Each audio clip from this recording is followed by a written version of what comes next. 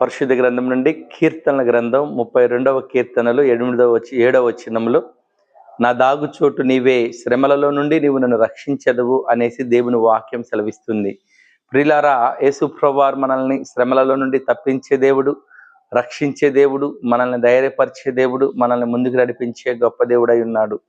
ఈ లోకంలో మనకి శ్రమలు వచ్చినప్పుడు, ఇరుకులు వచ్చినప్పుడు, బాధలు వచ్చినప్పుడు, నిందలు వచ్చినప్పుడు, మరి ఉపద్రవంలో ఎదురైనప్పుడు యేసు ప్రభువారు మనకు తోడుగా ఉండి మనల్ని ముందుకు నడిపించే గొప్ప దేవుడై ఉన్నాడు.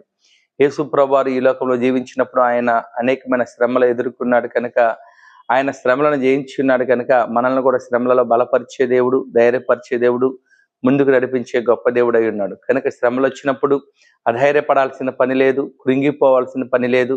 శ్రమలను జయించిన యేసు ప్రభువారు నీకు నాకు మనందరికి తోడై ఉన్నాడు. అందుకని ఆయన చెప్తాడు, యోహాను సువార్త 16వ అధ్యాయం 33వ వచనంలో, లోకంలో మీకు శ్రమ కలుగును, ఆయనను ధైర్యం తెచ్చుకునుడి, నేను లోకమును జయించి ఉన్నానన్న యేసు ప్రభువారి యొక్క మాటను మనము నమ్మి ఆయన వాక్యానుసారంగా జీవించి శ్రమలను జయించేవారుగా ఉండాలని తెలియజేయచ్చు. దేవుడి వాక్యమును దీవించును గాక.